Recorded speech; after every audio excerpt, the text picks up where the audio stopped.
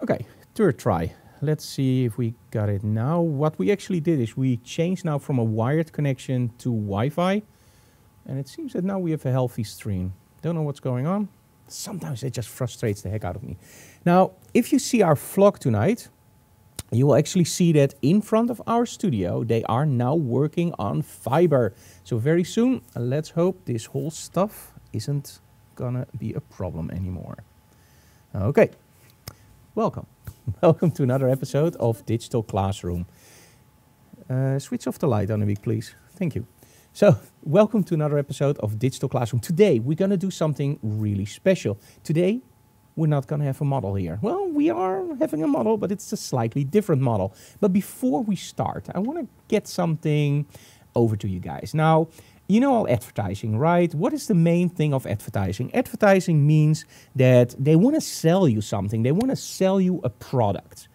Now, in the old days, it might have worked that we just take a picture of that product, right? So let's say you have a mouse that you want to sell, mouse, and you want to have a picture of that so people know how the mouse looks, and that worked.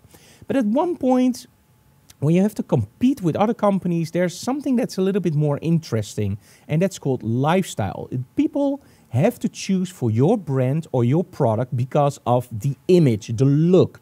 It's the thing that makes them drive like, hey, I really want that product because I want to be like that. And one of the advantages is that now people don't choose just for the product, they choose for the lifestyle behind it, the way that you are regarded. Like, hey, that's my, put your brand here, friend, and you are all part of a family. And Apple, for example, is a great example for that. Go against IBM. You are with Apple. You are one of the creators, the thinkers, the crazy ones. That's real smart marketing. Another one is actually the Marlboro Man. Nobody wanted to smoke maybe, but the Marlboro Man, you want to be the Marlboro Man, right? So that's a really smart way of working. Today, we are going to sell something. But we're not actually going to sell something, but we're going to sell something, let's say on eBay. I have a product and I want to take a picture of that product. Now, the first thing, of course, is don't go away, because it's going to be interesting. It's not going to be a boring product shot because I'm going to do stuff totally differently. The product shot everybody can take. I'm not going to even show you how to do the product shot because you can do it with your iPhone or whatever. You can make a white backdrop, put the product in front, take the shot, and you're done. I want to show you how, with all the lighting techniques we know, we can actually create something really cool from a standard product shot. And how can we make it more interesting? That people actually, let's say there are 4 of this product sold, why are they going to choose your product? Well, very simple, because you rock with your photography. So today in Digital Classroom, we're going to do product photography. It's going to be awesome. We have a really special product for that. So enjoy today's episode of Digital Classroom. My name is Frank Doorhof, and let's start the bumper so you guys know what you're actually looking at. And this doesn't look good because the computer actually now says that it doesn't have a connection anymore. But probably you can still hear me. But we're going to restart Wirecast very quickly. It's not one of my best days, I guess. Okay, one moment. I have to restart Wirecast. And I don't know if the stream is still live. I never saw this before. There was an update of Wirecast. And ever since, it's been acting weird. And I thought they solved it, but I guess not. So, Annemiek, are we still live on Facebook? Yep. Okay. So probably we're still live and probably it will just connect it together. But I have to reboot Wirecast very quickly, guys. So one moment for that. Because it's still in one loop now. So I have to wait until it actually realizes that it crashed. There we go. So let's go to the webcam.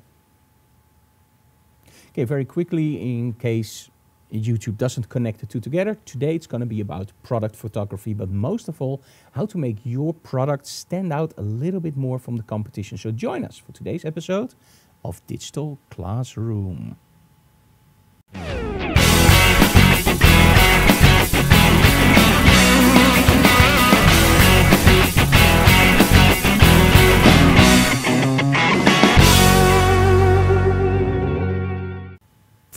Okay, and of course we're very, very grateful to BenQ and Rogue for making this possible. And today we are actually not going to use any studio strobes. We are going to do everything with small strobes, speed lights.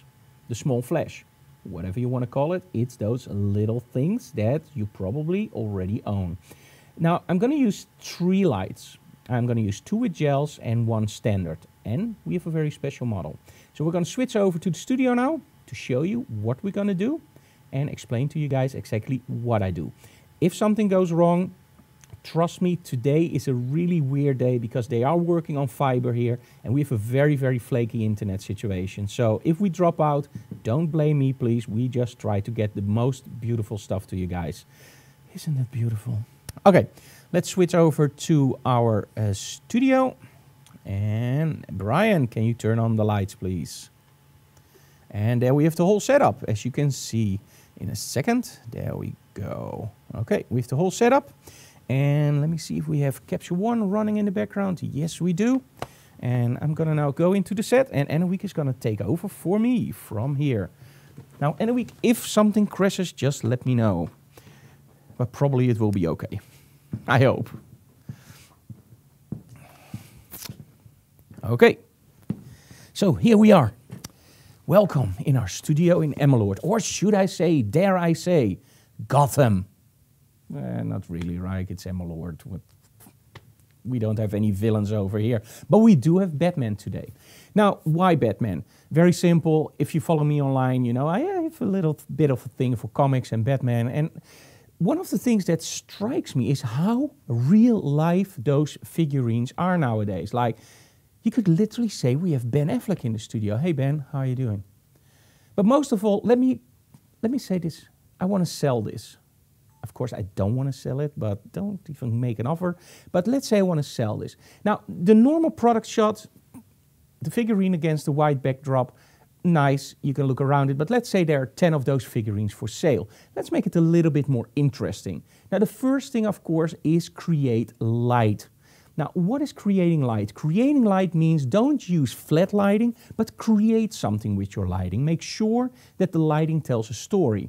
Now, one of the things that the first thing actually I tell people when I do model photography is make sure that the lighting makes it three-dimensional. So if you light something, don't light it straight on. Light it under an angle, because if you light it under an angle, you have shadows, and shadows create three-dimensionality and create realness in a shot.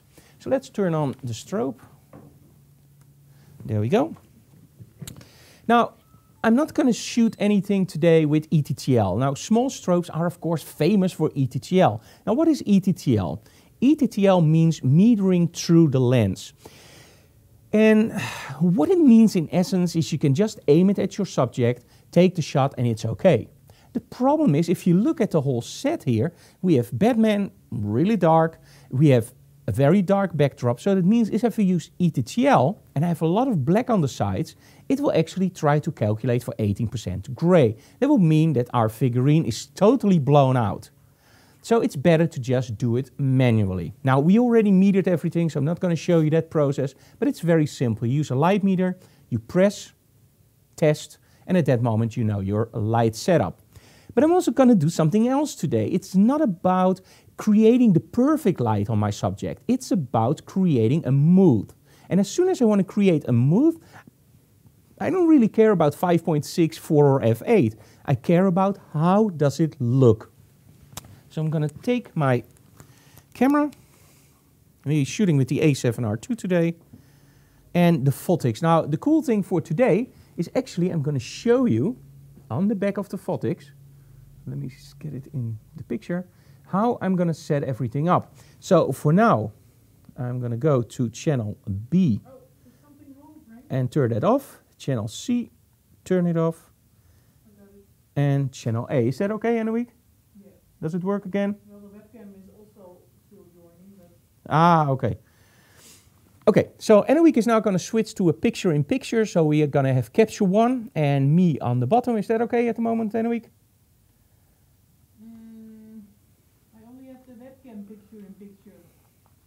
Okay, I will help Anouk out for a second. One moment, guys.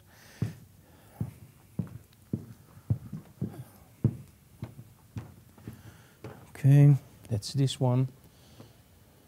Desktop picture-in-picture. And there we go. And there we go. Okay.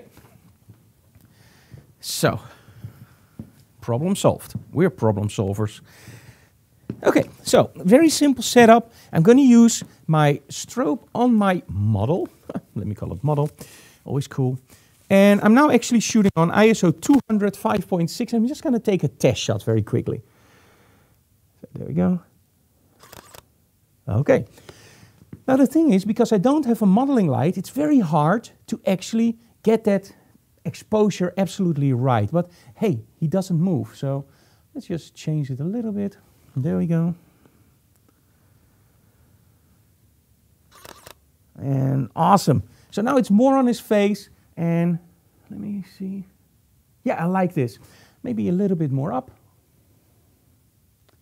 This is the cool thing about working with the product. They just stand there. They don't go like, are you ready? I have to eat. Oh, sorry, guys. That's nice. I really like it now that it sculpts more on the sides. So that looks really nice. Okay, you can of course now also tilt your subject a little bit. And there we go. Okay. Nice. So now you get a little bit more on the chest. Okay, so that's part one. Now, this is already creating a little bit more like you would do with a model, right? Give it a little bit more three-dimensionality, a little bit more depth. However, we also have two other strobes set up because I want to do something cooler, of course, than just shoot it like this, because this is okay, but it's not really interesting. Now, the first thing is this side is a little bit dark, so we're going to actually light that up by using a side strobe. So we're going to use the strobe on that side, and that's actually one with blue gel. So let's do this one and turn it on. And Anna-Week, you're now switching between the set and me? Yes. Okay, awesome.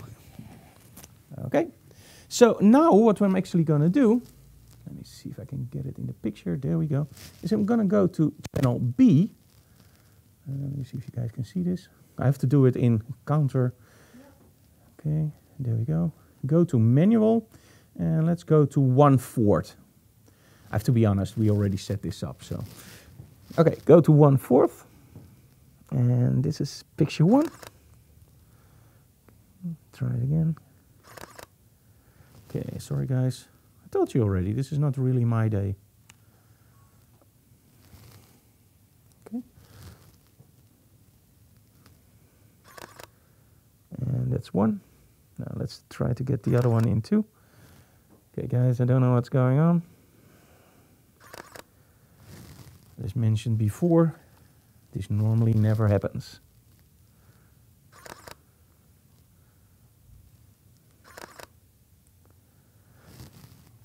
Oh, I already know what's going on. Sorry guys, this is totally my fault.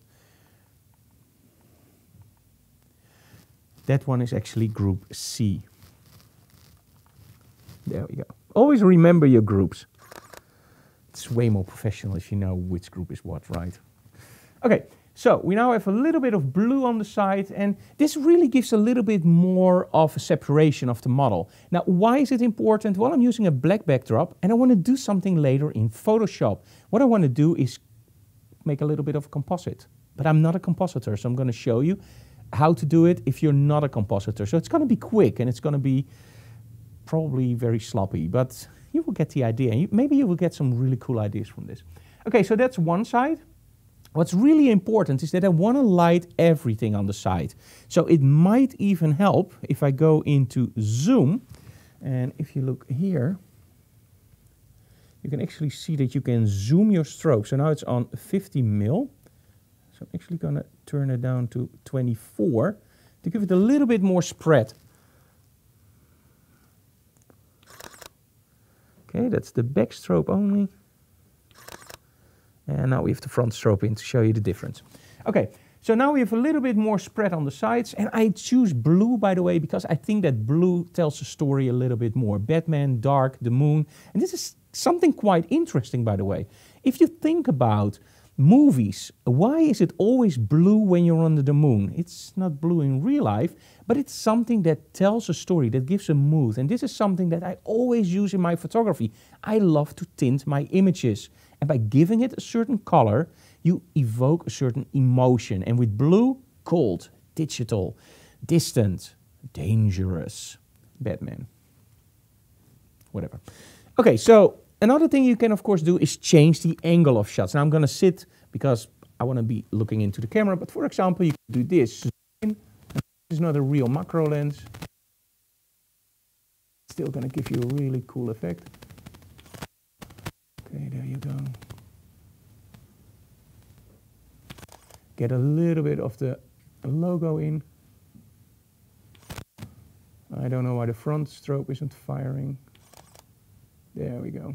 It's always during the live broadcast that stuff goes wrong, right? And there's my son behind me doing the vlog, because tonight we also start up again with Behind the Closed Doors. In case you missed it, the whole month of August, we didn't do anything. We went to Denmark, and if you look on my website and on my vlog, you can, on my YouTube channel, you can actually see that we traveled around, and almost every day we uploaded a vlog. So we promised to take a break, but we didn't really.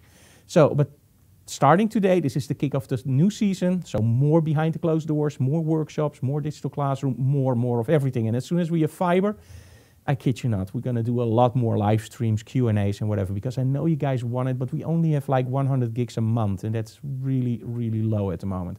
Okay, so higher angles, lower angles can also be really interesting, and I love the flip-up screens for this. So let's do this a little bit. There we go.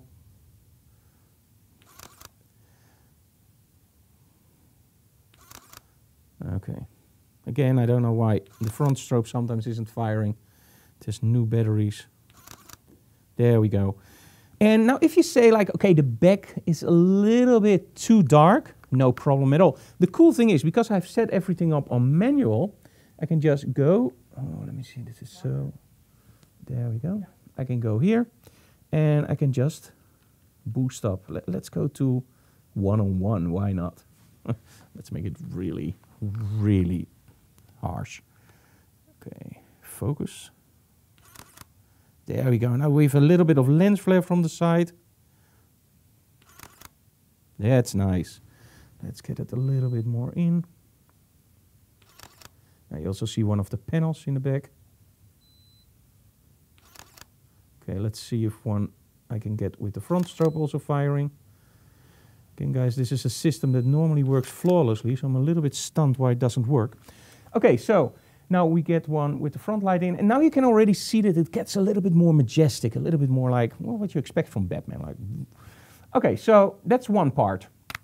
Okay, now let's see if we can do something more with this.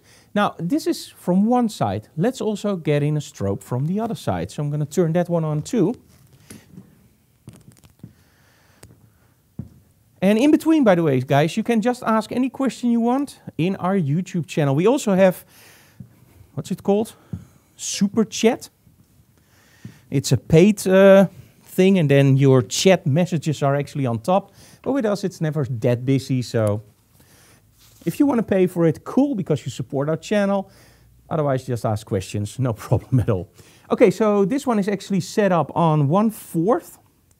So, oh, let's go back. So it's now channel B. That's actually that strobe. So it's set up on 1/4. And the other one is 1:1 and 1:32. So let's try that. So now we'll get a little bit more accent from both sides, as you can see here. And again, that front strobe really has some problems. There we go. So this is something that I really like. The last image, that's how it's supposed to look. So we now have two lens flares from the side, which, if you know my work, I absolutely love, because lens flares give that a little bit of extra. And we have a nice focus light on his face. And of course, what we can also do is change the distance of that light just a little bit. Oh, sorry, the angle. Just a little bit. Let's go here. Let's see what happens. Okay, so now it's too bright on his face. So let's change the output very quickly to maybe stop lower. And again, this is more like cooking. I'm literally looking at what do I like. And in all honesty, when you photograph somebody that's called the Dark Knight, maybe it should be a little bit darker on his face. So let's go all the way down to 128. So it's now on the lowest setting.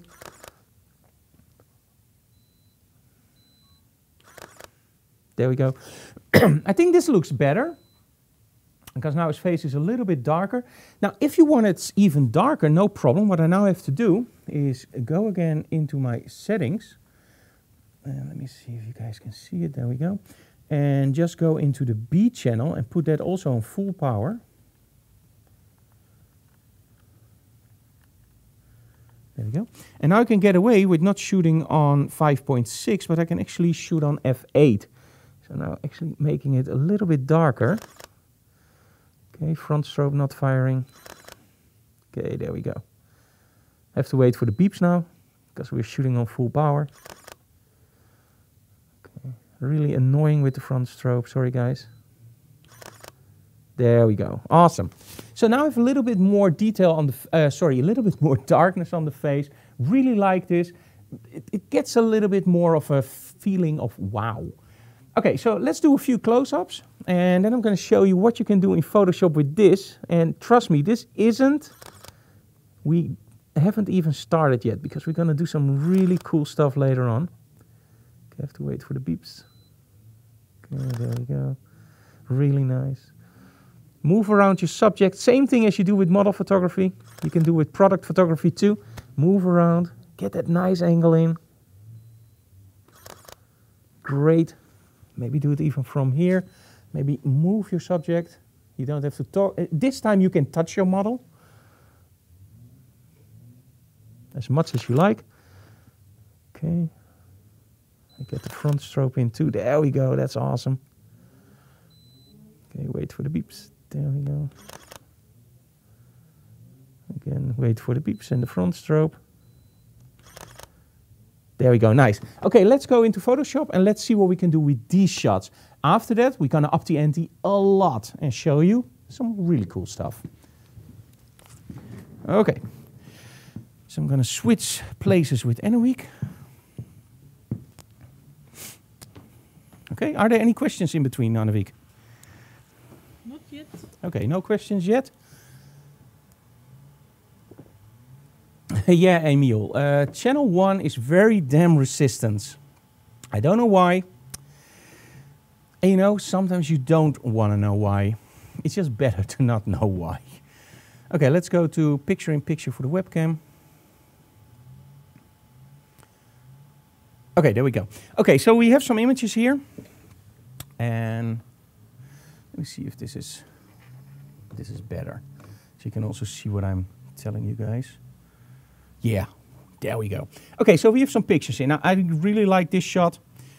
I also like it, by the way, if the strobe doesn't fire, like this one is also very powerful. Let's give that also 5 stars.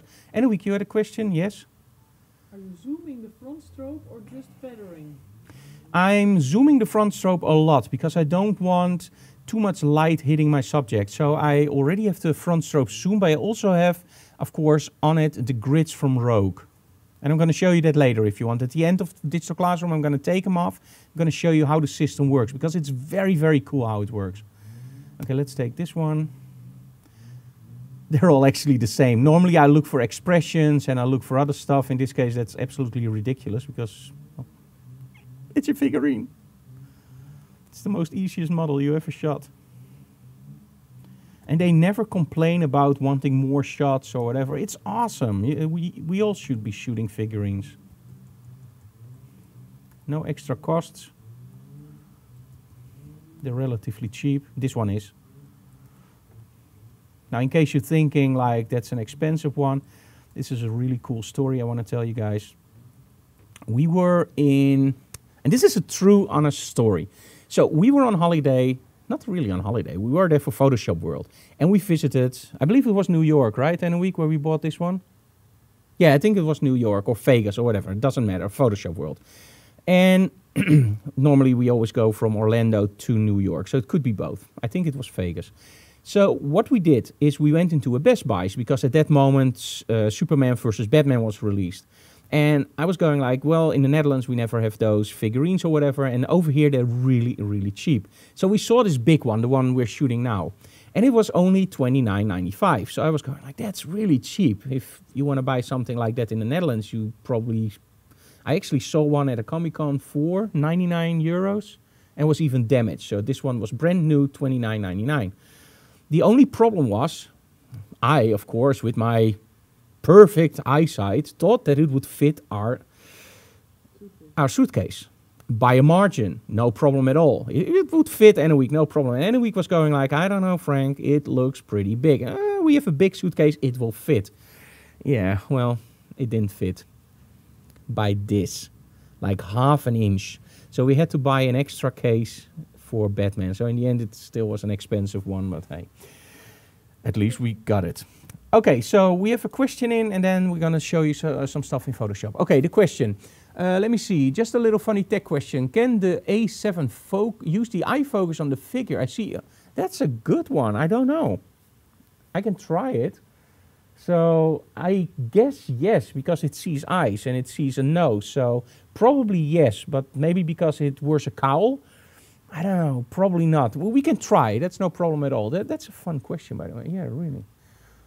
The influence of Batman. Yeah, it has a lot of influence. Well, even though he's just a figurine, he looks very human. Yes, he does. That's what I like about those new ones. Try out a hot toy and you will be crazy.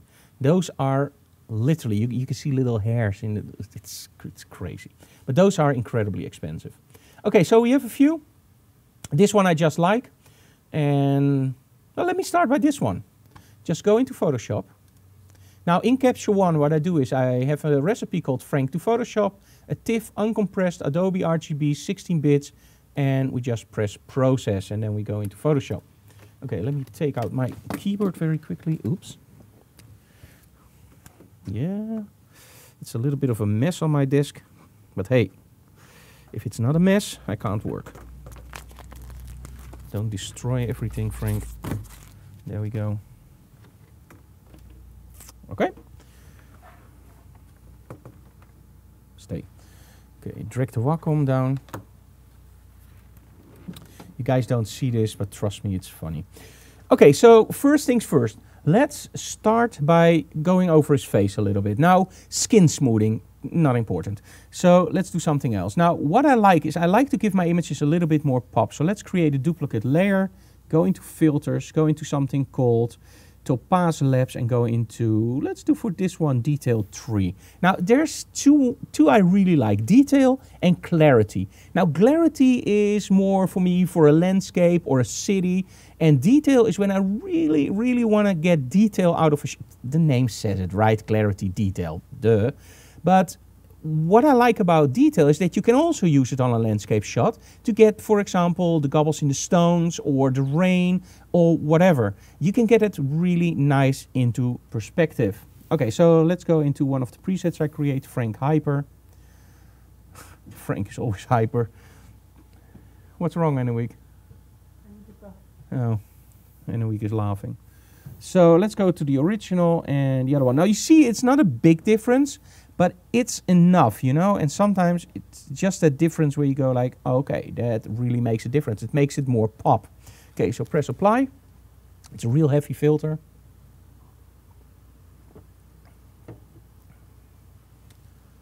Okay, let me see if there are any more questions. No in between. Ah, do you hear the rain outside? It's ridiculous. By the way, all you guys in Houston or now also Florida, good luck. And I mean it from the bottom of my heart. It's terrible. Okay, go to 100%. Okay, now look at the difference between before and after. So it really just gives your image a little bit more pop. Of course, tone down the effect to 0 and then build it up. There we go.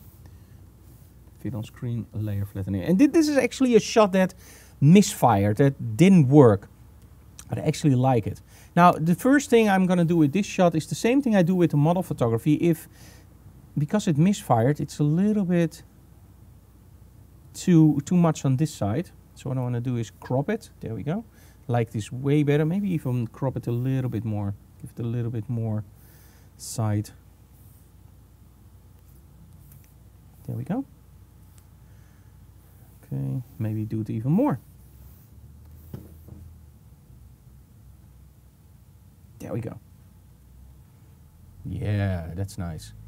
Okay, now go into your filters and get one of these. This is called Alien Skin Exposure X2. This is without a doubt my favorite plugin for tinting, and I absolutely love tinting my images. I always tell people I'm a 99.9% digital photographer, but in my heart I'm a 100% analog photographer. Somehow I just love analog looks. And at the moment there's absolutely no filter that does analog looks better than DxO Film Pack and Alien Skin Exposure. Okay, let's go through some that I like. Let's see. And I think this one will look very cool if we enhance that blues a little bit, like this. There we go. Do you see this? This is nice. Maybe even create some little bit of overlay effect. So let's do a lighting effect. Sun flare from the side. Nah, that looks fake. This is way better. Zoom. Oh, sorry. Zoom. And drop the opacity down a little bit. There we go. So see before and after. Now this is something that you will learn very quickly. It's something, if you do it more, it will just jump out to you like, okay, let's find this one and it will work. Maybe even do a reflection one and zoom that one in. There we go. This is even better. Wow. Really like this. Now the cool thing is sometimes you go like, do I really like this? Well, turn it off and turn it on again. Now if you miss it, that's the one you need. Press apply. There we go. And to make it a little bit more dark, because this is a little bit too much for me, it's still, you know, Batman should be dark. It should be the Dark Knight, right? So go to layer, flatten image. Now one of the things that you also can do with model photography, and that works pretty well, is using the red channel. Now what we're going to do now is going to layer, new layer. And we're going to do something completely different with a layer. We're just going to press OK. So now I have an empty layer. Now go to your bottom layer and actually go to channels. And now choose the red channel or choose the blue one. Which should we do? Let's do red. Now do Control A or Command A, I believe, on Mac. Control Z, Z, no, C. The third letter of the alphabet. Help me out. Copy. And then go back to layers, go to your top layers and do Control V from paste. Now I have it on top, so now I have a very stark black and white image. Now what I do is I go to my top down layer and I do soft light. And now, as you can see, you get a more dense image. It's more dense, I think that's the correct term. You can of course start at 0 and just build up the effect. There we go. Okay, layer, flatten image. The thing is, how I do always do flatten image, by the way. Okay, so now the thing is, it's a little bit too blue for my taste. So let's change that very quickly. And let's make it a little bit less blue by just lowering the saturation and maybe even the lightness. There we go. Anouk, you had a question. Feel free. Why did you crop like that? It looks great, but what are your thoughts about this choice? Okay, why did I crop this way and what is my choice? I actually wanted to shoot it more white, but the strobe didn't fire. And then I got a really dark shot with one side that was a little bit too much light in my taste. Let's switch back to Capture One very quickly so you can see the original. As you can see here, it's on the side here. It draws too much attention. Now, if the face light was on, can I call it a face light? Of course, it's not a facelift, it's a face light. So if the face light was on, everything would be more balanced. But now that side light, because it's so much more higher in intensity, I didn't like it, so I cropped it out. Normally, without any doubt, I would leave it in because I like to crop as it was. But in this case, I don't have any choice, so I had to do it like this. Okay, so that's one. Close. Yes. So now I already have an image that will jump out a little bit more on eBay. Actually, people will probably email me like, I don't want to buy the freaking figurine, I want to buy the shot. Hey, you earn money anyway, right? So why not? Okay, so let's go to this one. Now this one, this is going to be cool. This is going to be more fun. Okay, let's open this one in Photoshop. Okay, so here we have the shot. Now what I want to do is I want to create a city behind it. Now, I'm not Clint Dewis, I'm not Joel Grimes, I'm Frank Doorhof. And Frank Doorhof doesn't know anything about compositing? Well, he knows a little bit about it, but he learned it from Glyn Dewis and Joel Grimes. So in essence, if you want to really learn something, check out my buddy Glyn Dewis. So let's first create a duplicate layer. And now go into my temp folder, and you don't see that because I have it hidden on top. And what I'm going to do is I'm going to just drop in a skyline I did from New York. Gotham. Yeah. Okay, enter. Drag it behind Batman. Now what I'm going to do is I'm actually going to make sure that my top one will blend through. So there are different blend modes. I can, for example, use lighten. And now I already see the backdrop coming through Batman. I can also do darken or overlay, and you can just play with this. Now maybe, just maybe, and it could very well be, you like the screen version. And if you just drop this down, and you make everything really dark, it could be a really cool shot, right? Because that looks pretty cool. The thing is, I don't want to do it that way. I want to do it slightly different. Okay. So first off, let's try to do that it fits the way that I want it. Okay, so I'm going to take the top layer.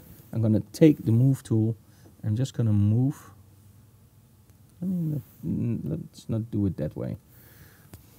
Let's just connect those two layers. One moment, guys.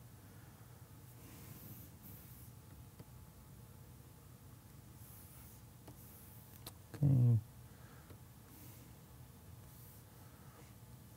Let's just first do it the right way. Sorry, guys. I already told you I'm not really a compositor. Okay, so let's take this one. This one is in the right spot. Of course, I have to move that one. Okay. Go on. Okay, one moment, guys. I locked a layer. That wasn't my intention at all. And if it doesn't work, just do it like this. Works great. Is this Photoshop or Lightroom? This is Photoshop. Somebody asked if this is Photoshop or Lightroom. This is Photoshop. Okay, so what I did now is I placed my figurine in the right location. What I now want to do is I want to extend that side part. So I'm going to use my marquee tool. There we go. I'm going to do edit, transform, and then scale. I'm just going to pull this all the way here and go down a little bit. There we go. Okay. Press apply.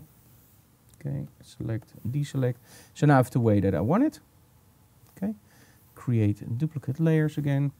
And now drop in the backdrop. Sorry. Okay. There we go. Okay. The backdrop I always put in the middle. And again, if there are retouchers looking now, they will probably cringe and go like, oh my, you shouldn't do it like that. I know. But hey, it works. Okay, let's go. Let's try lighten for now. Okay, let's go to that backdrop and just lower the opacity a little bit. And the cool thing is, my other Batman, of course, is behind it. So if I turn this off, I have my original image. Okay.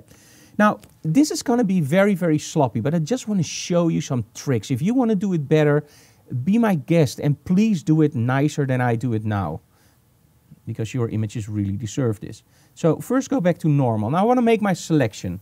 So I'm going to take my quick selection tool, and what I'm going to do is I'm going to very quickly just select my figurine. And I made it very difficult for myself because it's a dark backdrop. And it would be much wiser to shoot it against a medium gray, because medium gray you can really make disappear really easily. But hey, it wouldn't be a digital classroom if I made it easy, right? Although sometimes that would be easier for me. Okay. Now, if you want to add to the selection, hold the Shift key. And if you want to take away from the selection, hold the Control key. But again, it can be very sloppy because, hey, it's for internet, right? Now, go to the quick mask really fast. Take your brush and take out the areas where you were sloppy. Okay, cool. Looks pretty okay. Let's take this one out. Okay, go to 100% very quickly. And now you can see what you're doing. Remember, this is not an art piece I'm creating. This is something for eBay or Craigslist or whatever. You want to sell something. And if you want to do it for art, take way, way more time than I'm doing now. Way more time. But this just has to be fast. Quick and dirty, as they say.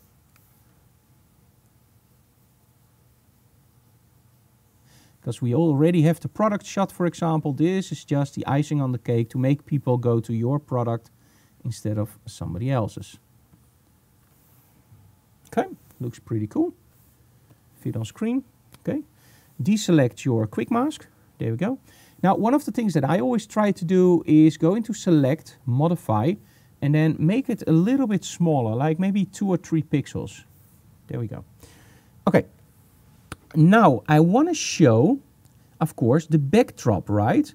So I want to show that New York. So what I now can do is actually create, and don't do it anywhere else. Don't press delete at the moment, but do a layer mask, and do a reveal all. So in other words, show everything. Now take a black brush. What you're actually doing now is make it as big as you want. Oops. Ha. Okay, that was a really cool effect. But of course you have to do an inverse first. There we go. Okay, really fast, really sloppy. Mentioned before.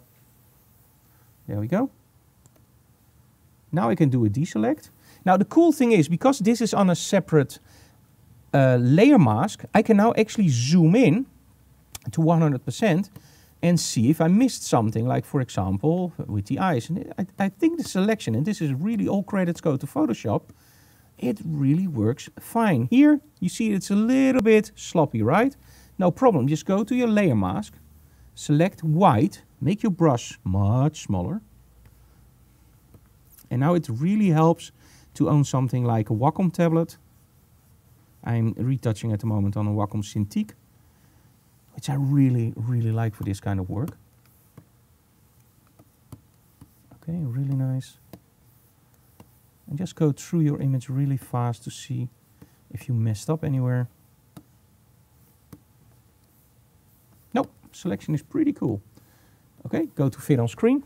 Now the thing is, however, that the backdrop and the front aren't in sync with each other, because it's ridiculous, of course, that my backdrop is sharp and my model is sharp. That's weird.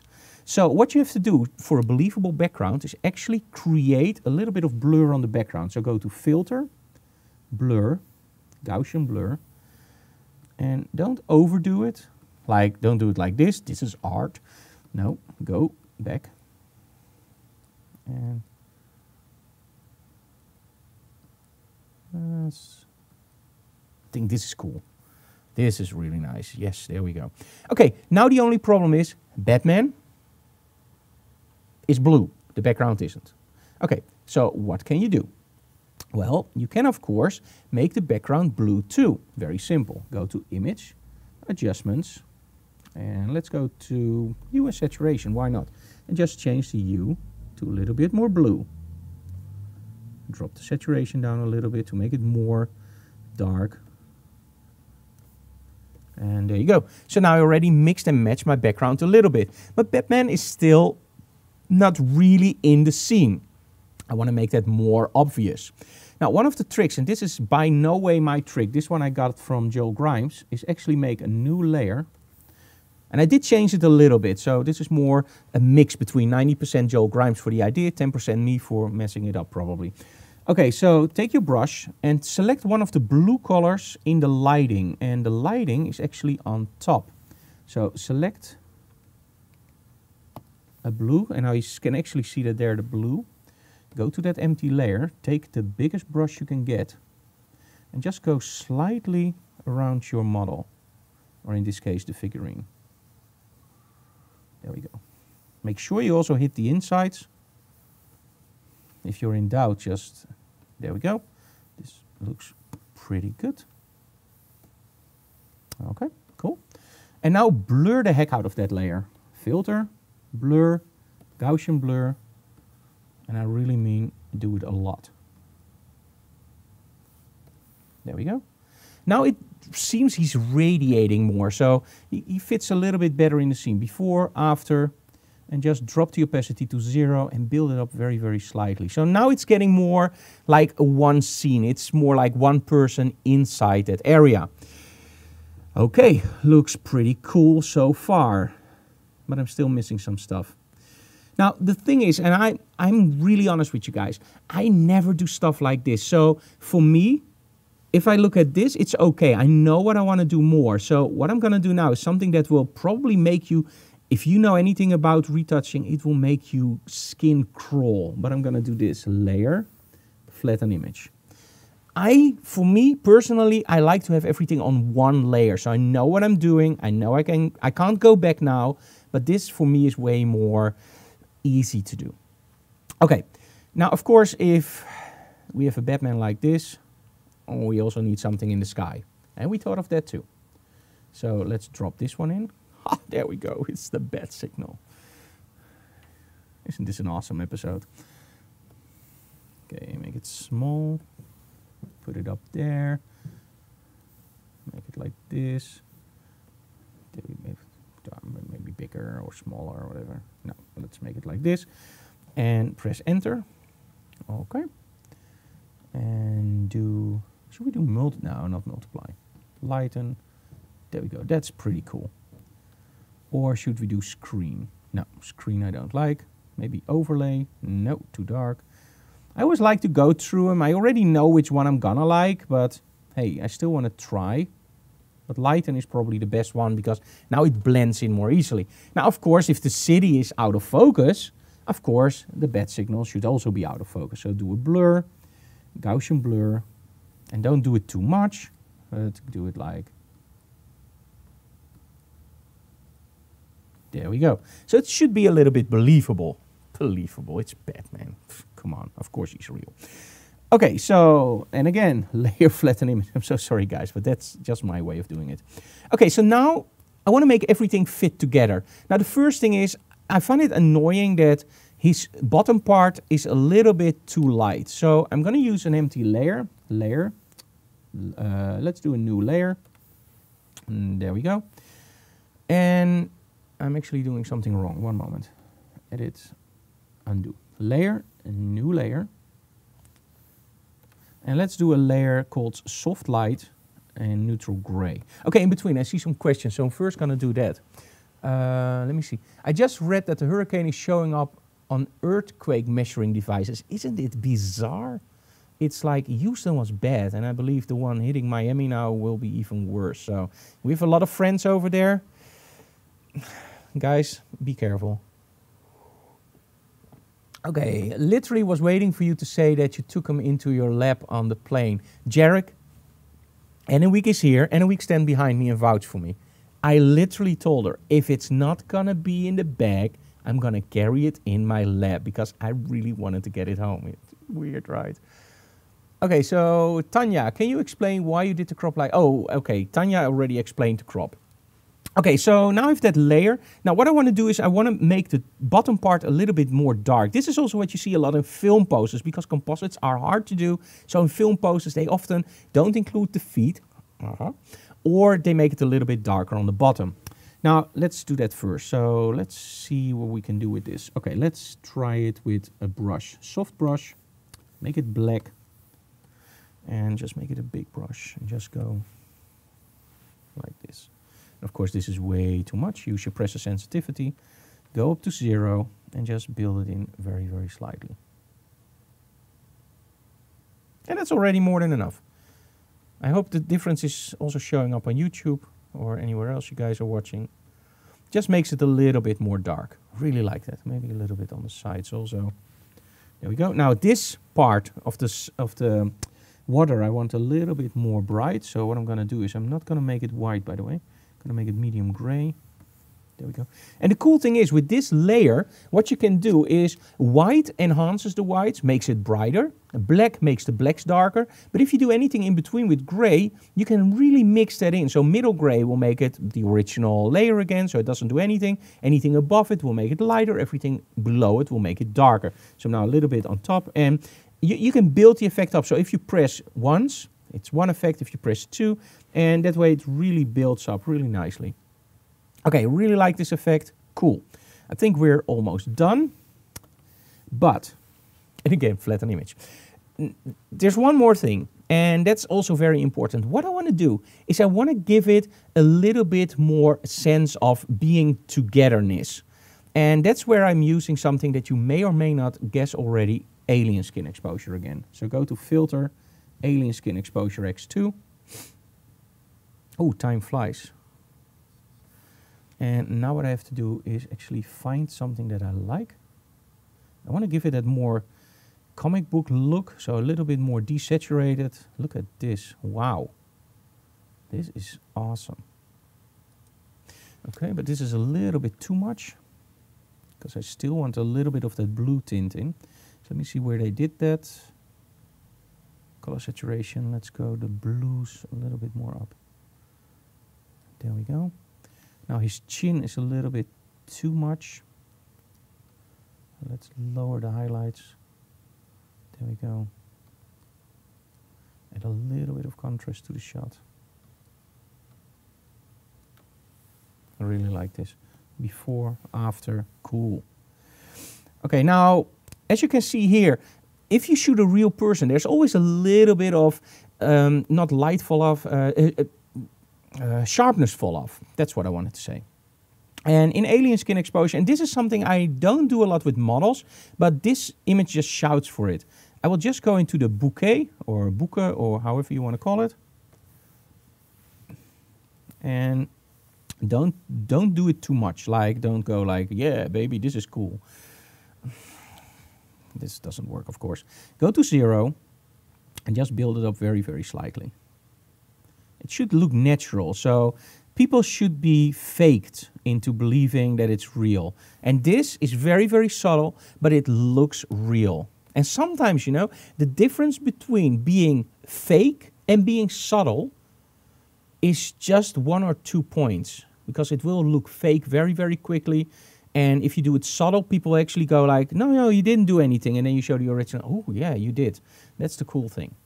Okay, so this is nice. Where did my alien skin exposure go? Oh, I already run it. Okay, no problem. Okay, we're going to do it again, because I did want to do one more thing. So go to alien skin exposure X2.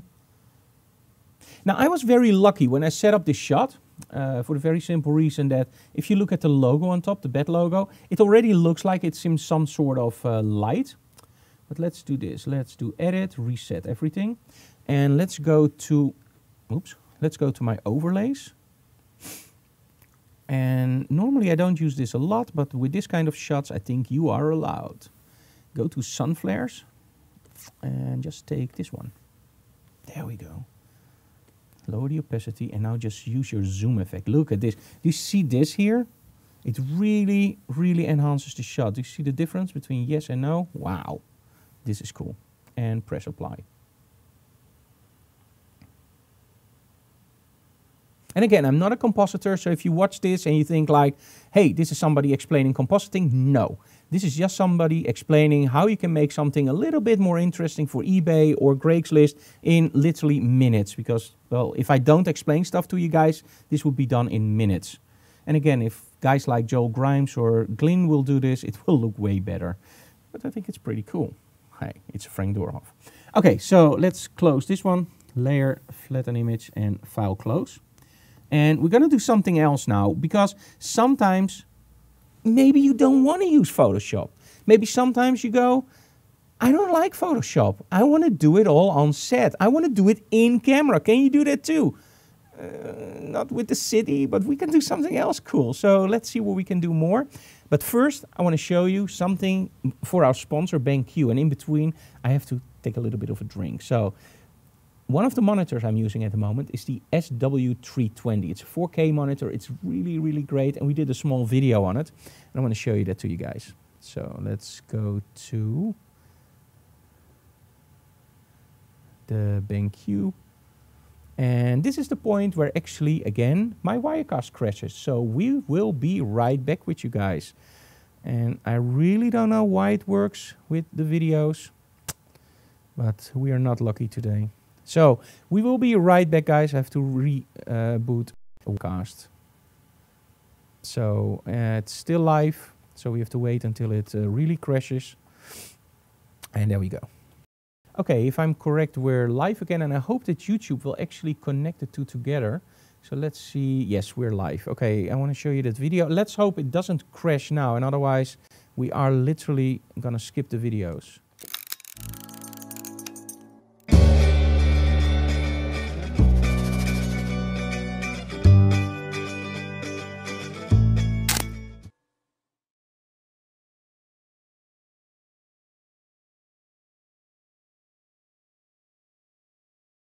Hey guys, and welcome in our studio in Emmeloord, the Netherlands. My name is Frank Doorhof and I'm a fashion celebrity photographer, but I'm mostly focused on teaching workshops. Now, one of the most important things I always stress to my attendees in the workshops: color. Make sure you use calibrated workflows and make sure that your monitor is correctly calibrated to what you retouch or what you photograph. Because in all honesty, if you shoot something in the studio or on location, you want those colors to appear exactly the same on your monitor, right?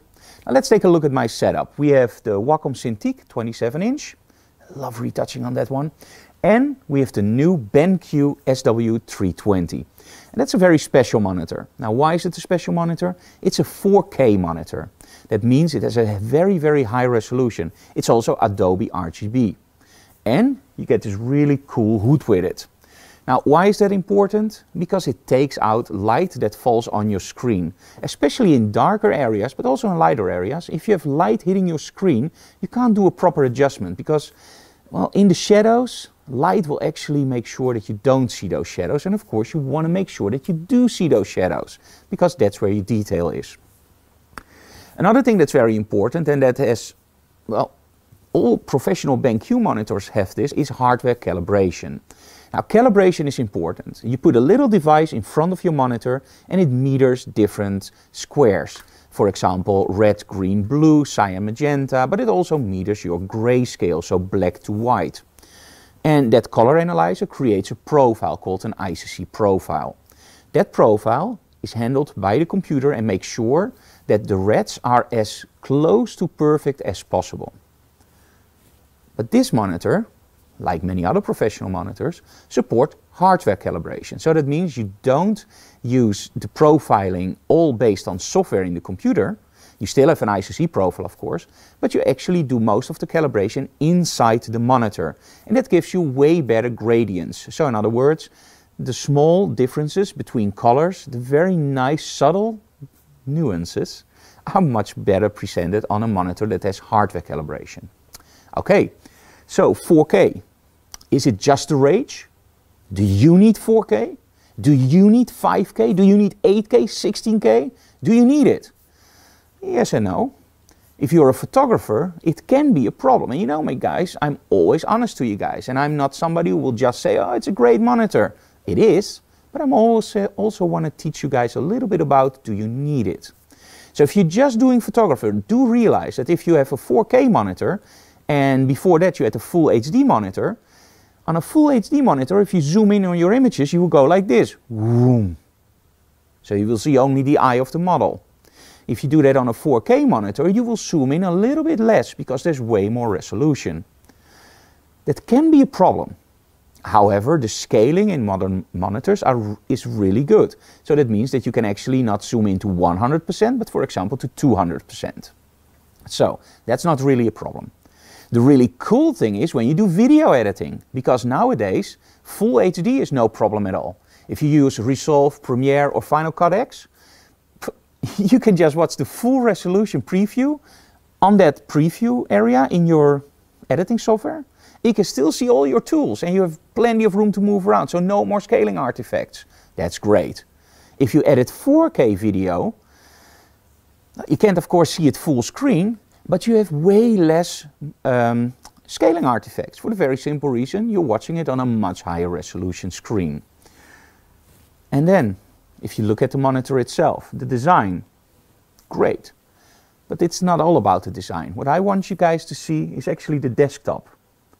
And you see that some icons are appearing a little bit small. Make sure that in your operating system you now find the zooming options. In Windows you have a zooming option, in Mac you have a zooming option. Make sure you use those, because otherwise the letters will be really small. And this is one of the problems of 4K displays. Because you have this insane resolution on a smaller display like a 32-inch, some manufacturers of plugins are still a little bit slow. So that means that some plugins, if you open them up in Photoshop, will appear incredibly small. So tiny, tiny letters. So you really have to look, make sure you have great glasses. Is that the fault of the monitor? No, of course not. It's the fault of the manufacturer of the plugins. And luckily, a lot of those guys are already working on plugin updates like Topaz, Alien Skin Exposure, Imagenomic Portraiture. They all have versions where you actually don't have those small letters anymore, but where you can scale the interface or the letters are adjusted to the high resolution displays. Overall, if you're in the market for a great monitor and you want to make sure that your colors are correct, and that you don't have any problems with, for example, scaling artifacts when you're doing video editing, make sure you check out the BenQ monitors. We've been using them for quite some time now, and overall they never disappointed me. The thing that surprises me always with BenQ, and this is something that's why I'm one of their ambassadors, is price quality. You can spend a lot of money on monitors, but in the end you need performance. And performance is really easy measurable. You can just do a calibration, and after that you do the so-called proofing of that calibration. And then you get numbers. We call that DE numbers. And there you can see how perfect your monitor is. Why spend 3,000 euros for a monitor if you can do it with a lot less? Because the proof of the monitor is very simple in metering. And this monitor did it perfectly. So over time we will still have to see how it is with color uniformity and degradation of the monitor, but in all honesty the BenQs never ever let me down. Great monitors. So check them out. I highly recommend them, especially if you're like me, very picky about your colors and love high resolution, because it's gorgeous. Thank you so very much for watching, guys, and see you next time.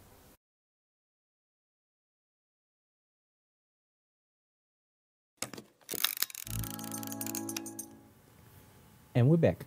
We also found out what the problem is with Wirecast. Now, if there are people out there who know anything about Wirecast, let me know, because maybe it's in an update.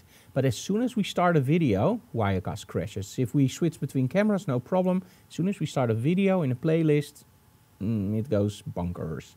So we don't want to do any videos anymore. So in the end, we have some announcements, and I'm going to do those manually, old-fashioned, looking into the camera, telling you guys about it.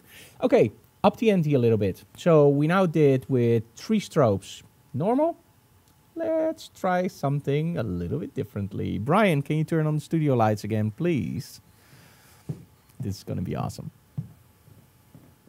Okay, so let's switch to the studio. There we go. You see those little lights from the Fotex units? Yes. Now you don't see them anymore because there's a lot of light hitting it. Okay, so let me see. I'm going to go back to my spot to shoot. And Anouk, if there are any questions, the microphone is over there. Feel free to interrupt. And for you guys, if you have any questions, feel free to ask, because that's why I'm here. I'm here to answer all your questions.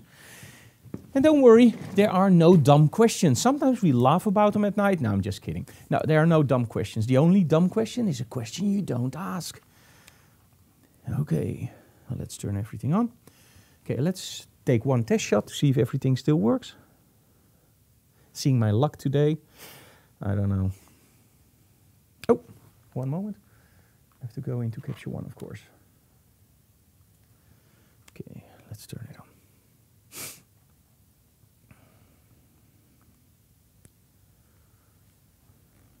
Okay. You see, nothing works today. It's one of those days.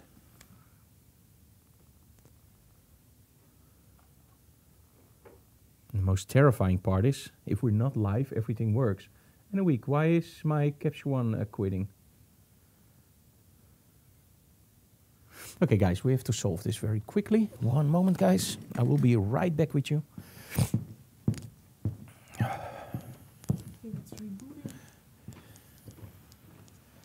Ah, okay, that's the thing. Okay, let's go back to the webcam very quickly.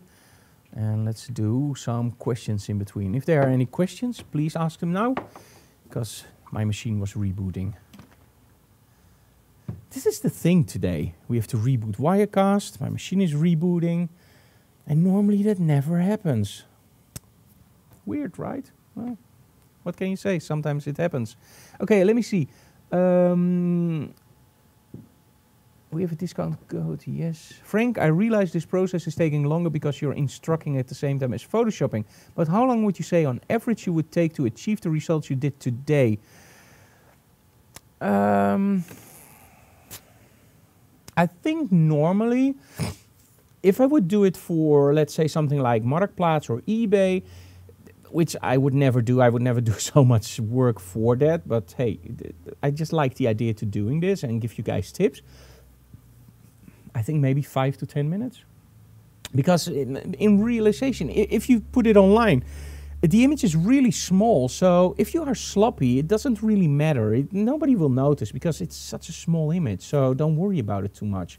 So 5, maybe 10 minutes. And if you're a real novice in Photoshop, yeah, times will vary, but some people will do it in like seconds, not really seconds, but let's say 2 or 3 minutes. Other people will do it in 10 minutes, and some people will actually spend hours on it. Okay, I'm gonna restart everything really fast for you guys. And you know, sometimes everything goes flawlessly, sometimes it doesn't. The thing is, never ever panic. No, never panic. You know, it's technique. And if somebody tells me like, I really think that's unprofessional, well, sit here and try to do it better.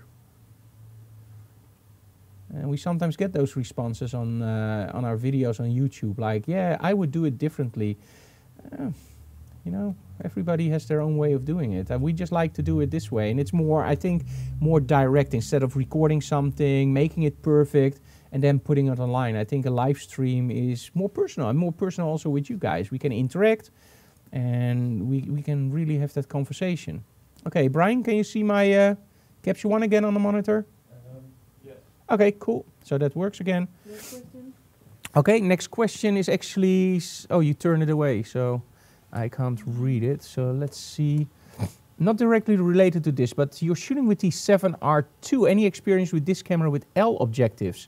I know you also went from Canon to Sony. You know, I indeed went from Canon to Sony. And I literally went from Canon to Sony. The moment that I switched, there were no converters. That was later. Now, there are, and don't blame me if I'm wrong. I only tell you what I heard from people that came up to me at the last Photoshop World. There was this one guy who switched from his 5D Mark II. Now, remember, the 5D Mark II was a crappy focus machine. It didn't focus fast. I switched from the 5D Mark II to the 5D Mark III, and it was like heaven. It was like a laser-guided missile instead of using a catapult. It was that bad. So the 5D Mark II was, now let me put it in perspective, it's an okay camera. Now he switched from a 5D Mark II to an A7R2. Now the A7R2 has a really, really good focus. Only the A9 is faster. And he told me, and this is his story, the 70-200 from Canon, the f2.8 image stabilization lens, was feeling-wise twice as fast on the Sony as on the Canon. Twice as fast. The 24-70, he said it's a little bit hit and miss. Mostly it's faster, sometimes it's slower. Especially in low light, it seems to be much faster. In daylight, it's on par or a little bit slower.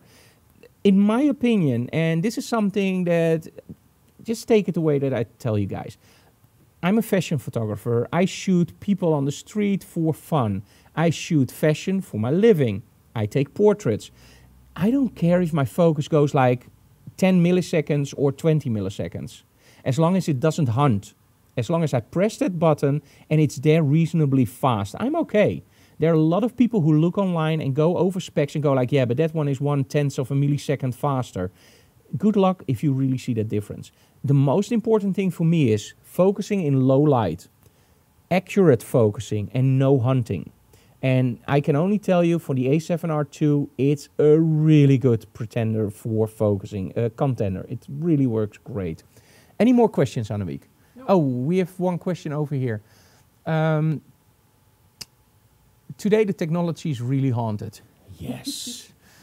Frank, I heard from a well-known portrait photographer that she meters the light on the highlights. You are metering under the chin, so more in the shadow. Now I'm puzzled. Okay, you don't meter for highlights, you don't meter for shadows if you do incident meter reading. With incident meter reading, you hold the light meter in front of the area you want correctly lit. You fire the strobes or whatever light source you have, and that gives you the correct value for your diffused value. And that's actually the subject behind you. So you don't meter for highlights, you don't meter for shadows, you meter the light hitting your subject. If somebody tells you they're metering for highlights, one, they don't know what they're talking about, or two, they actually meter reflective. Now, if you meter reflective, you can meter for highlights or shadows. You have to remember, if you meter reflective, what you meter is always the value for 18% gray. So if you meter for highlights and it's 18% gray, normally on camera, it's if you open up 3 stops, actually 2.3, but nowadays with modern cameras, it's 3 stops. If you open up 3 stops, it will be pure white. If you close 4 or 5 stops, it will be pure black.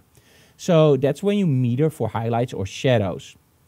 Now, with incident meter reading, that's how you normally meter for diffused value, or in other words, your model. So just hold it in front of the area you want correctly lit. Don't aim it towards a light source, just hold it in front of that area. And in the studio, by the way, that means in 90% of the cases, you aim towards the light source, because that's why you put the light source there. So just hold it in front of the area you want correctly lit, press the button, and that's your exposure.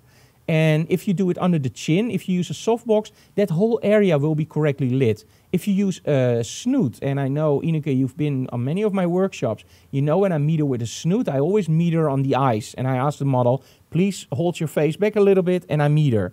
But when I use a beauty disc and a grid, when I use any broader light source, where I know that this area, actually chest up and face, will be all correctly lit with one light, that's where I actually meter under the chin, because that way I don't have to put it in front of the model's face. So that's the reason actually why we do that. Okay, Frank, when will you release your new video on light setups? In a week. In a week is actually working on it. So we are, I think, 99.9% done. It's interesting. Let me put it this way. It's long. It's, I believe, now 90 minutes, and it really covers everything from beauty disc with grid to Rembrandt lighting, broad lighting, it's butterfly lighting, white background. It's awesome, but we really want to do it correctly. So we use multicams, so editing is a little bit more tedious, but it looks amazing, right, Anouk? Yes, she's looking, and I'm ill at the moment, so I don't have time to check everything, but I'm feeling better. Okay, Anouk, more questions on Facebook? No. No, then we're going to switch back to the desktop picture-in-picture. Go that way, and let's try again. Ha! It's haunted today. Yes, indeed, it is. It's terrible. Okay, there we go. Let me see now. If it now doesn't work, I'm going home. There we go. Front light isn't firing, but that's something we already know. And now it is. Okay, so we have images coming in. Let me see if we really have images coming in. Yes, there we go. It works. Let me see if the second image comes in. I want to make sure that I see the real images. So let's do one in. I never do this portrait mode. Somehow I just don't like portrait mode. I don't know why. Yeah, there we go. Okay, Brian, we have a special ingredient, and it's called Brian. No, I'm just kidding. It's not called Brian. Anyway, can you switch over to the whole scene for the whole studio? So what we have is actually a smoke machine. Now, with models, we use the smoke machine just a little bit too much sometimes because we have to fill the whole room with smoke and we have to make sure that my model is actually properly smoked. That sounds weird. There's enough smoke, let me put it that way. With Batman, we have a really small figurine. So what I'm now going to ask Brian is actually to pick up the smoke machine and hold it behind the figurine and just give it a little bit of smoke. And of course they have to warm up a little bit. Okay, just wait until the LED goes out. Yeah, no, but they have to warm up. And they were already warmed up, by the way, but it probably cooled down again. That's one of the things, by the way, I have to tell you guys about smoke machines. There are two types. You have the oil-based smoke machines. Those are awesome because they are warm in a second. And the moment they are warm, no problem at all. You can start using them right away. The problem is you get a lot of oily residue in your strobes, on your other equipment. It's terrible. So don't use oil-based. The stuff that we are using is actually water-based, and those are a disaster because they have to warm up. It takes about 5 to 10 minutes, and if they are warmed up and you don't use them, they actually cool down again and they have to warm up again. So that takes a little bit of time. The nice thing is that with all the gear we have here, and especially if you use studio strobes with fans, all the smoke goes through the gear. And with water-based, there's no problem at all. It won't destroy your gear, it won't leave any residue, and it's the same smoke in the end.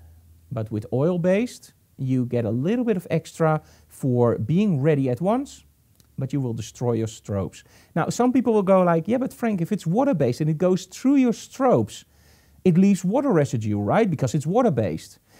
If you realize that every time you take a breath, you actually get in water, because water is always in our atmosphere. So that little bit of extra that's actually inside the smoke that goes through your strobes, it won't hurt the strobes at all. So always get a smoke machine that's water-based. And the light is off, Brian, so I think we are ready. So give Batman a little bit of smoke. Okay, a little bit up. There we go, that's awesome. Thank you, and get out of the frame. Nice. Cool. Okay, wait for the beeps.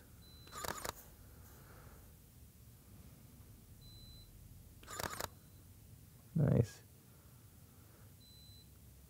Okay, this was all my fault, by the way. I was shooting way too fast. There we go. Okay, Brian, a little bit more on that side if you want. Yep. A little bit more there. Okay, stop. Nice. Okay, wait for the beeps. Shooting them on full power, so it takes a little bit of extra recycling time. Okay, nice. I like it to be a little bit like the structure in front, but not too much like you see now. Okay, we're going to do one more. I'm going to wait a little bit.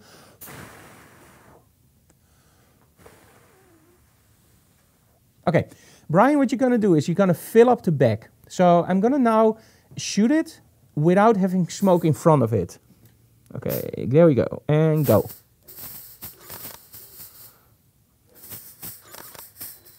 Okay, wait for the beeps. Okay, that's already too much smoke in front. Can do a close-up, which will actually look pretty cool with this kind of stuff. Nice.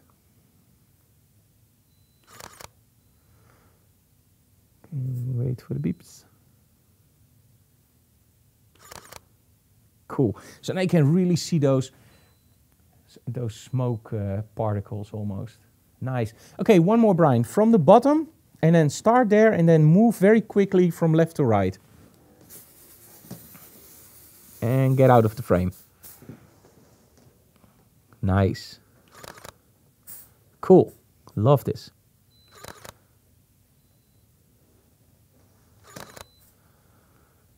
Okay.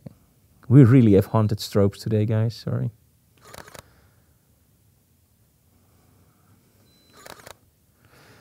And the frustrating part is I use this gear all the time and it never gave me so much trouble as today. It really gives you the wrong impression of what these babies can do. Okay, wait for the beeps. Okay, there we go. Okay, one final set. Let me wait for a little bit of the smoke to clear. Let's do one in between, very low. There we go, that's cool.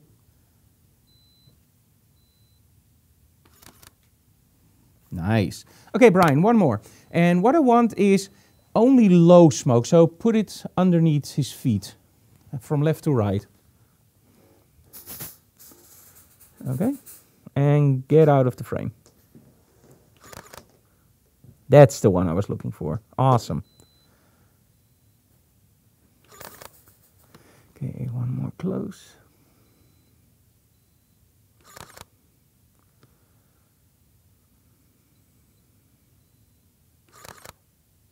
Nice. Okay, let's go into Photoshop and see what we can do with this one.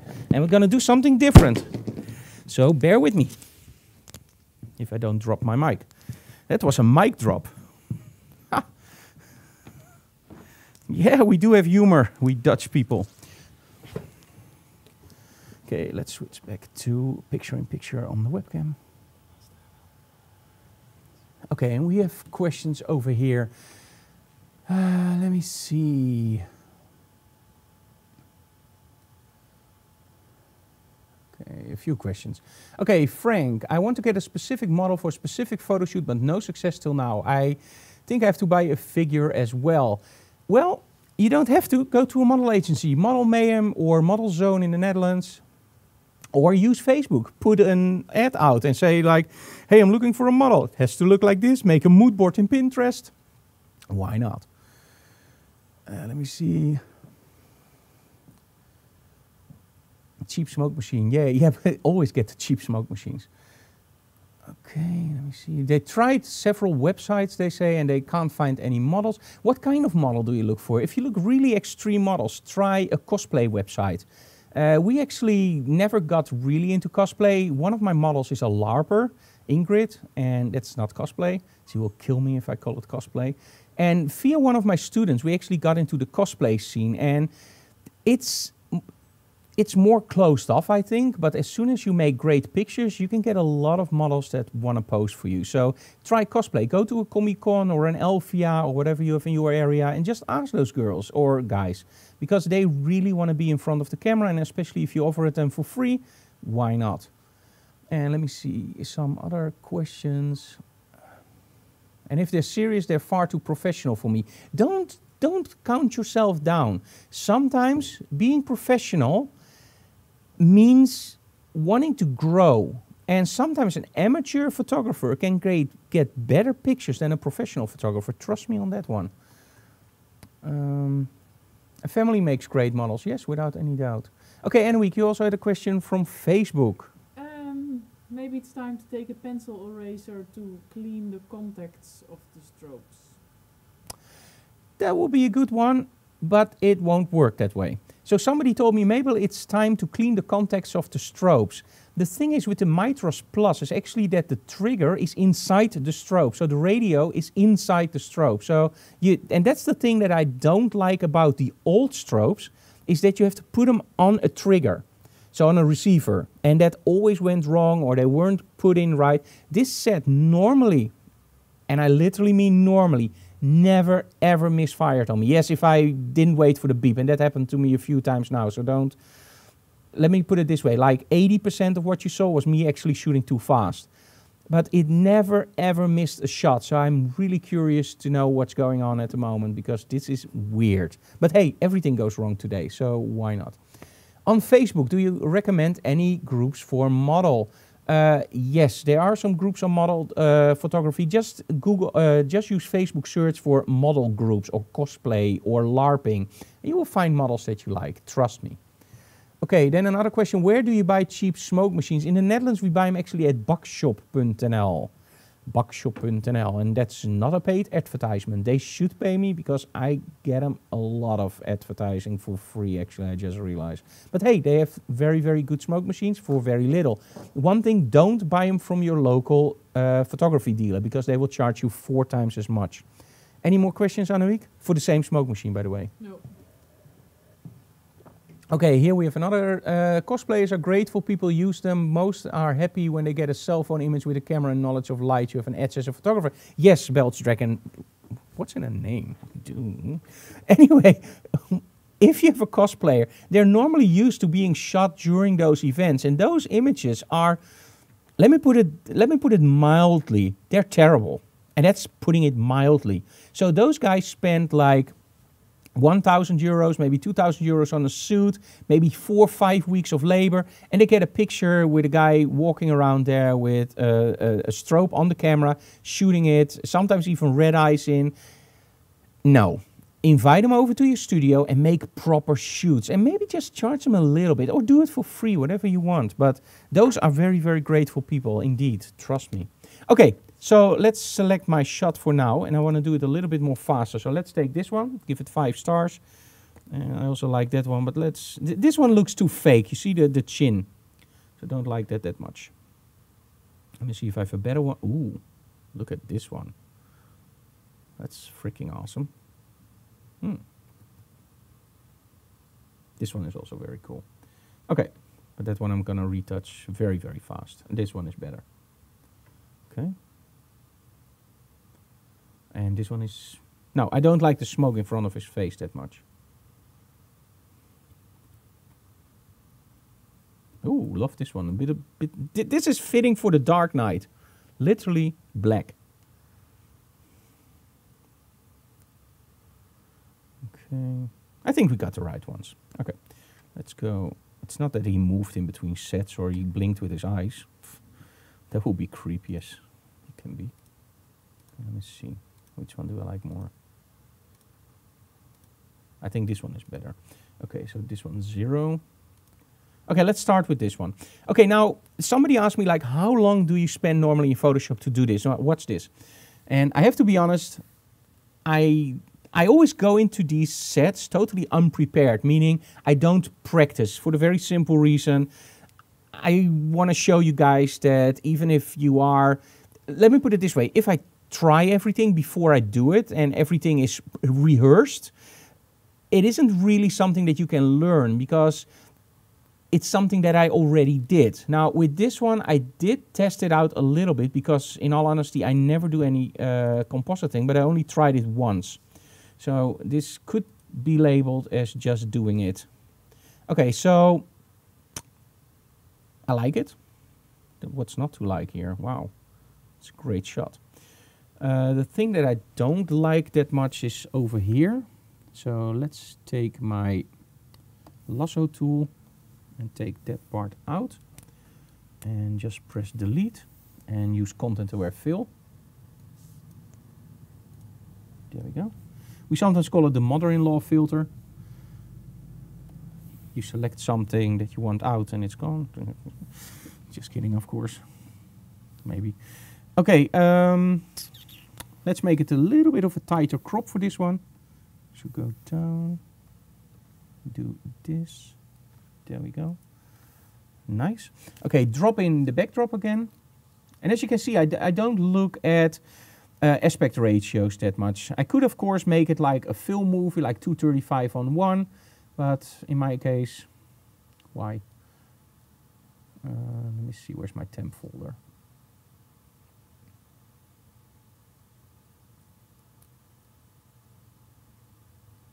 There we go. Okay, just drop in my backdrop again. Okay, open in Photoshop. It's on the second monitor, by the way. That's why you guys don't see it. Command A and copy. Okay. Command V. Yep. Okay, drop it in. Okay, create duplicate layer. Put it on top. There we go. And now, if you want to do it fast, and the cool thing is, just do this. Play with your blending modes. For example, play with your overlay. And just go until you see something that you like. For example, hard light is really cool. And just lower the opacity on this one. And now you can actually see the city coming out of Batman. And let's go to soft light a little bit more maybe. Lower the opacity even more. There we go. Now the only thing I have to do, and this is something you can do very fast, is actually go into your blending modes and leave it at this part. Don't change it, but go into your layer here and do a layer mask and do again a reveal all. Now take a black brush, and what you do is you just take it out of the areas where you don't want it, like in this case Batman. You can be really sloppy with this for the very simple reason. One, again, it's meant for Craigslist or eBay or whatever, so you can get away with some sloppiness here. But even if you want to do it for an art piece or whatever, just zoom in a little bit more and make it more, how do you call it, more nice. There we go.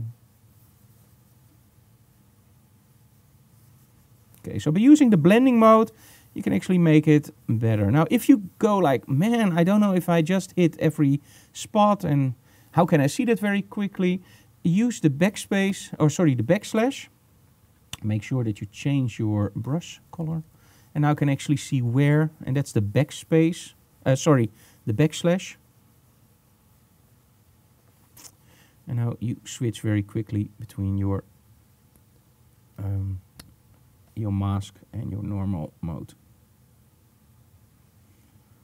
Sorry, painting and talking doesn't go very well together with me.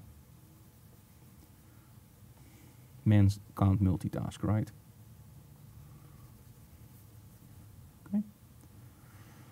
Now, because the bottom part is already there as the original Batman, everything shines through anyway. So it's really more a matter of taking the city out than making a nice selection. So this is a way that works really fast.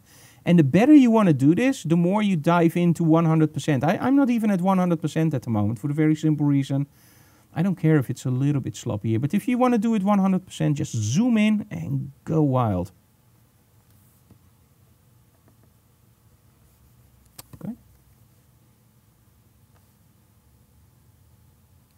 There we go. Use that backslash. There we go. Wow. As you can see, the city really shines through. And it's behind the clouds, the way that we like it, of course. Okay, I like the darkness of this shot. So let's enhance that a little bit. And let's do that straight on in alien skin exposure again. Let me see if we have any questions. Hey Frank, I really want to thank you for the live stream, but I have to go to pick up my kid from kindergarten. No, you have to stay. Stay. Don't go pick up your kid. She can walk home, or he. That's ridiculous, Jarek. Don't go. It's way too nice. No, okay. I understand. Oh, look at this. I just love what alien skin can do to a shot. If you see here, it totally changes the look. Maybe it will be cool in black and white. You never know. Let's go. Wow. It's more like a really old-fashioned Batman. There we go. Love this one. This is more dark. Okay, and again, before and after. Really like this. Okay, go down. Put your bouquet on again.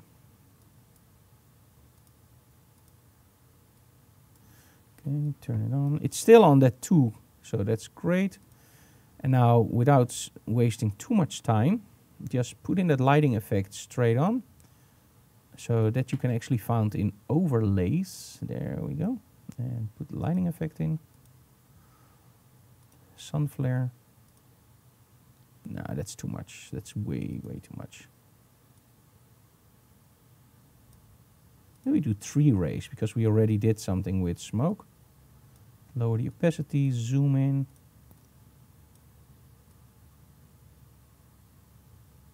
There we go. Look at the difference between on and off. That's pretty cool. Love it. Okay, anyway, you got a question? Do you like alien skin better than DxO film pack? Do I like alien skin exposure better than DxO film pack? That's a really tricky question, boy or girl. I don't know who asked this. Let me put it this way. DxO Optics 9 or 10 or 11, whatever they come up with next, is awesome. It's the thing that I use when I travel only. I go into, let me put it this way, Lightroom is my hub. That's where my images live. I absolutely love Lightroom. I couldn't live without Lightroom. That's where all my images live. So, as soon as I am in Lightroom, I will go into DxO Optics to retouch all my images when I travel. When I do fashion and model photography, I prefer Capture One for skin tones and three-dimensionality. And it's very, very fast for selecting and zooming in. Now, when I tint my images, there are two options that are absolutely kick-ass. Sorry, absolutely great. Beep it out. So, the first one is DxO Optics. DxO Film Pack. DxO Film Pack really nails that subtle looks. It really looks absolutely great. It looks like film. Alien skin exposure, on the other hand, also looks like film, but has a little bit more settings, a little bit more to twinkle around with. So, in essence, if I have to choose at the moment, the package, I really like alien skin exposure. The whole DxO Film Pack is integrated within optics and perspective. It's really nice to go together. I will show you DxO very quickly, so you can judge for yourself. Okay, let me first save this in case something goes wrong. Because hey, it's today. So let's create a duplicate layer. And I will show you exactly what I mean. So you just saw alien skin exposure. Now let's go to DxO Film Pack. Okay, so it's a similar setup. Oop. Let's do the update later. So it's a similar setup. The only thing is now I have to click here to get the effect. So I can't hover over them. And that's something I got used to in alien skin a lot. Now the black and whites, look at this, how awesome they are. So if I really have to choose between DxO and alien skin, it's a hard bargain, man. It's really hard. I love them both, but at the moment I'm going a little bit more for alien skin because it has a lot of settings that I don't find in DxO Film Pack. But the looks, look at this. The looks of DxO are just absolutely stunning. And you can also change them, of course, but you just have a little bit less settings. And they actually put in a tone curve. I asked for that for years, and they finally did it a long time ago, by the way, already. So DxO really listens to their photographers. That's really nice. There we go. So overall, they're both absolutely awesome. If you have Film Pack, don't upgrade to alien skin. If you have alien skin, don't upgrade to Film Pack. If you have to buy one, see what fits your workflow. If you want to go over the top, if you want to do a lot of tinting and you want to do overlays and structures, go for alien skin. If you want plain, hardcore film looks and great grain and everything else, go for DxO Film Pack. Because as you can see here, look at the difference. This really is that Batman look. So yeah, I love them both. It's like choosing between two children that you both love. And of course you love both your children. At least I hope you do. Or you leave them in kindergarten and watch Digital Classroom. Huh, Jarek? Okay, go and save that one too. Okay, any more questions in between, guys? I'm gonna switch over to my whole camera. It looks a little bit nicer, of course.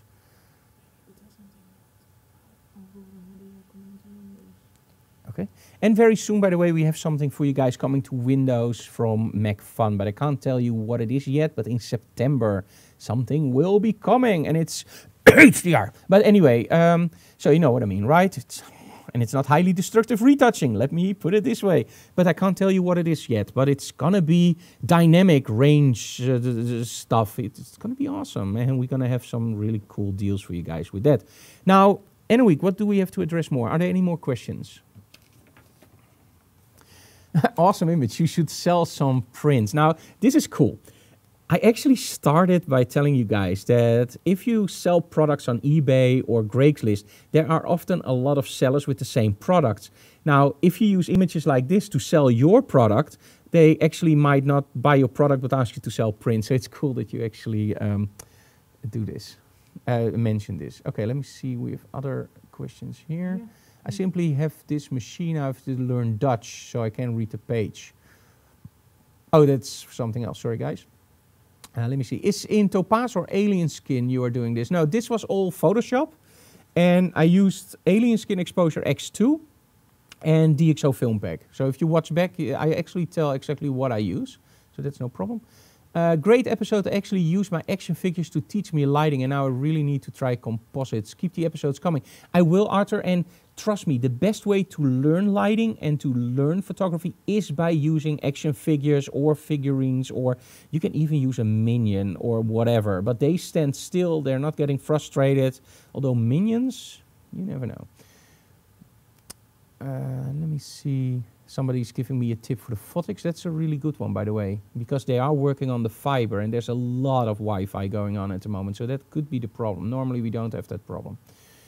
I wonder if the proximity of the front flash distance to the transmitter is causing a problem. That could also very good be the problem, because I was literally on top of it. It's something I also normally never do, because normally I'm further away for the model. So that's a really good one. That actually could be the problem also. Let me see, you can find smoke machines cheap in Denmark as well. Then you go for the disco equipment dealers. Yes, Buckshop is also disco equipment. You're great in keeping secrets. I know, Raymond. I know. I'm one of the best secret keepers ever. Yeah, sure. Amazing images. Love your work. Thank you so very much. Thank you, Frank. Always fun to watch your work. Thank you, Mike. And thanks, Eric. Hey, my name is Frank. Oh, that's... Tanya, sorry, I know what you mean, right? Okay, so we have something else. Next Digital Classroom is October 4th. And don't go away yet, because I want to show you how those strobes work. So anyway, can you grab me one of the ones with the grid attachments? So next Digital Classroom, October 4th. What are we going to do? I don't have a clue.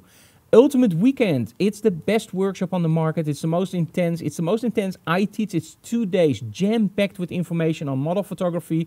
We're going to do sets. We're going to do locations. We're going to do outside. We're going to do duo shoots, styling, set building, smoke, gels. The list goes on and on. November 24th and 25th. Go to my website. I will put that now underneath.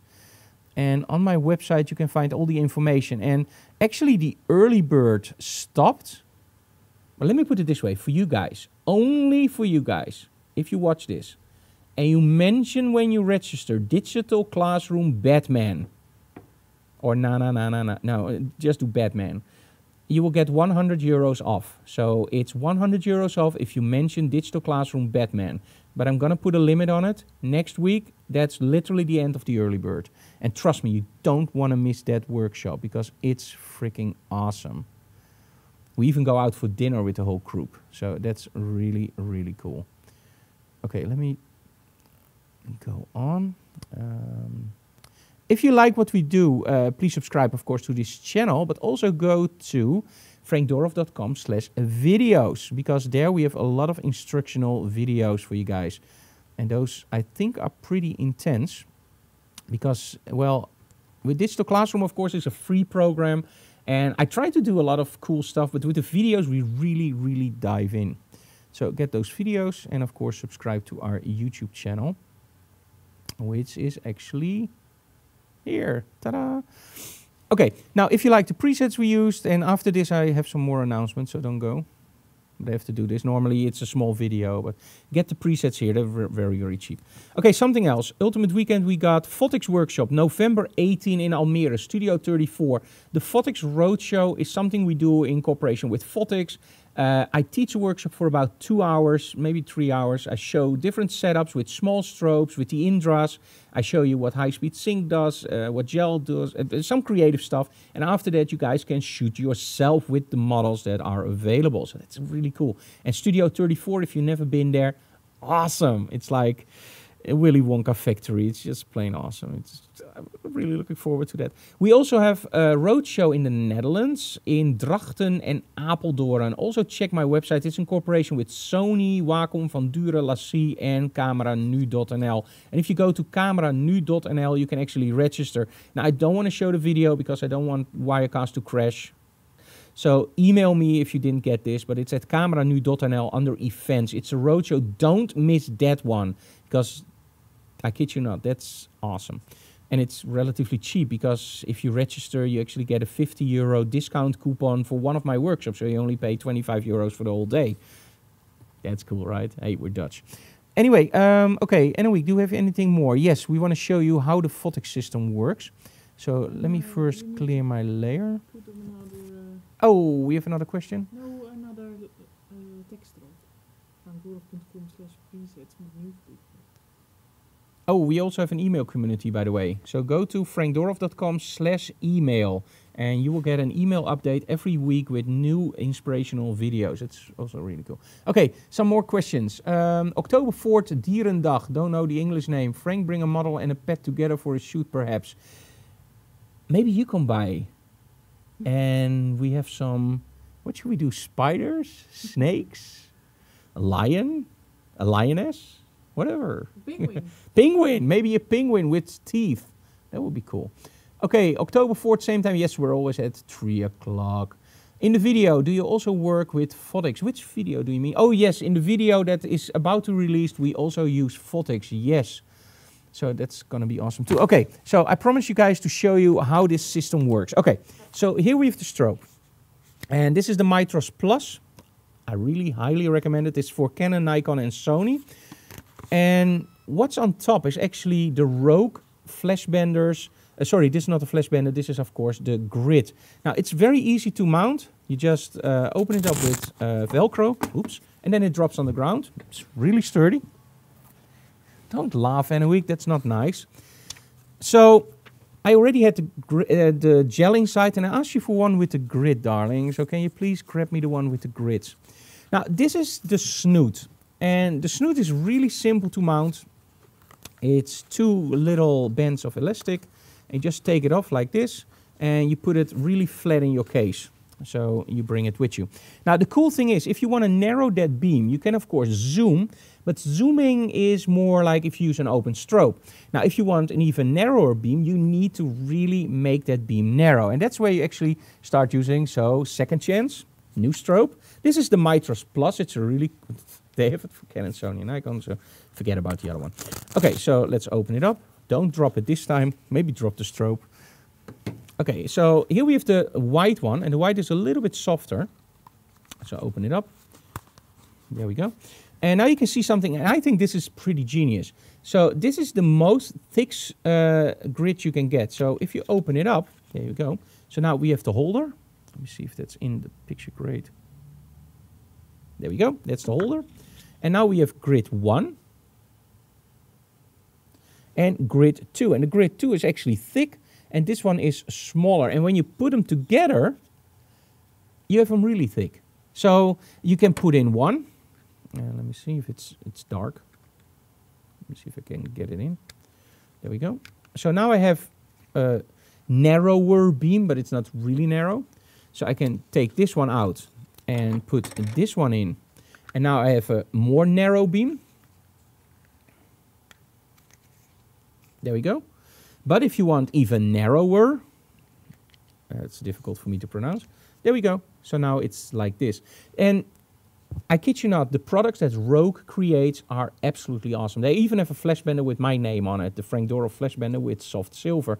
And I mentioned it before, some companies really, really listen to the photographers. And Rogue is without a doubt one of those companies, because a lot of the inventions you see over here on the grid, but also on the flash bender, is actually between talks with me and many other photographers and Rogue. If we tell them something falls off, can you fix it? They will literally, within months, release something that will have, for example, an elastic band.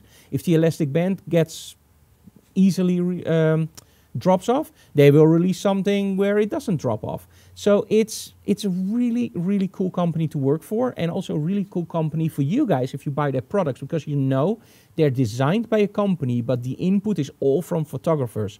And aren't there too many companies out there that are built by manufacturers that don't shoot? And you go like, but I'm a professional photographer, it should be like this, but the company actually holds you back. Rogue products are literally built for photographers with photographers in mind. So really, really, I can't recommend them more than another. It's absolutely awesome stuff. Okay, Anouk, do we have any more questions or other stuff? No, I put a link in the video. Okay, we put a link in the video to everything. Thank you so very much for watching, guys. If you have any idea for Digital Classroom, let me know. And please, please subscribe to our channel. Give us a big like and tell other people about our channel. Because we try to give all this stuff to you guys for free. But that means that we actually need subscribers. And subscribing is free. So even if you think like, nah, I like them, but just subscribe. Hit that like button. Smash it. We really like that. Thank you so very much for watching, guys. And again, thank you so very much to BenQ and Rogue for making this all possible. Those companies really rock. See you again next time. And in between, if we have fiber, I promise you guys, we do a lot more. Because then we're also going to do some Q&As in between. Thank you for watching, guys. I'm going to log out. And see you again next time.